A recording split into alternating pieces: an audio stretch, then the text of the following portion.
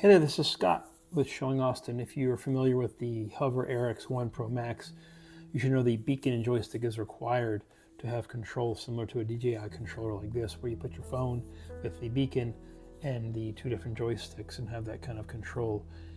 I didn't get it. I thought it was a little expensive at the $228 price, and there were some issues early on. I wanted to show you inside the app, however, how the two in-app controls, being those circles you're going to see here in a moment, can actually be controlled like the joystick would, and they're also technically called joystick settings. If you tap up here at the settings area and you go, you'll first see your directional buttons. I leave mine outside because if I'm flying manual, I obviously want it to go away from me.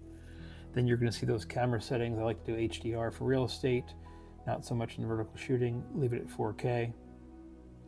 60 frames per second for real estate. You can slow it down later. Gives you an automatic H.265 encoding, and I just leave the filter standard because I don't have any filters attached. But if you go to that joystick area on the top right here, you're going to see the settings that you can control those wheels inside the app with, even without the joysticks. You have the horizontal speed. Larger numbers correlate with higher max horizontal speed. You have vertical speed. Larger numbers correlate with higher max vertical speed. You also have rotational speed, which is pretty important. Larger numbers coordinate with a higher max rotational speed. So that's going to be the vertical. Horizontal speed is obviously rotational, is when it's going to spin and rotate, which is most important if you're kind of rotating around a room doing real estate, especially with this HOVERAir X1 PROMAX. It also has settings above that. Oh, there's the pitch speed as well, by the way.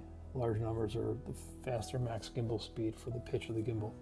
So I've kind of brought these down so I don't want them to go too fast. The PROMAX compared to the X1, it's super fast. It's something you have to be very careful of when you're indoors, obviously, and it's much faster than the X1. But I wanted to point out at the top here, the safety settings, lost connection, which it's happened to me. As scary as it is, I had return to home chosen instead of hover, and I want it to be about 10 meters above my head before I bring it down. Those are my preferences. I'm going to take you through the home I've covered here with the HOVERAir X1 PROMAX, just to show you some of the shots I've done with these controls after using those joystick settings. The control on the right will take you left, right, forward, or back.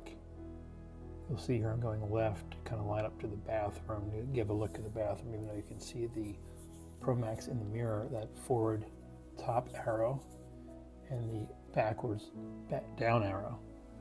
The ones on the left, as I enter this bedroom next to this bathroom, are going to go down, and then they're going to also, we're kind of integrating that right way again. You can also spin it.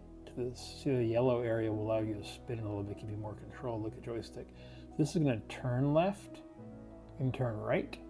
We saw it go down. It goes up and down with that left one. So the left one goes left, turn, right, turn, up and down. I'm literally just doing a slow rotation. And the reason why I set those joystick settings at the minimum amounts, because I can, of course, slow it up if I want to in post, but I really want to make it go slow, mostly for safety purposes, to control it in and out of these rooms more. It's a very fast PROMAX. So I'm going to go forward here. That right joystick and that yellow indicator again, it's going to kind of give you the ability to kind of combine left turn down here if you wanted to kind of slide it counterclockwise.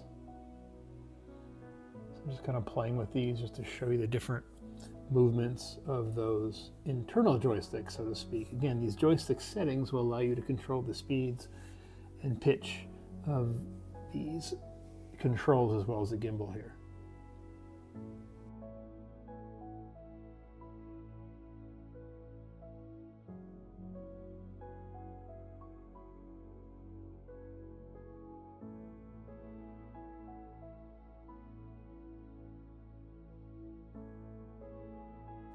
So remember, next time you go into this monitor view, to check out those joystick settings and have fun with it.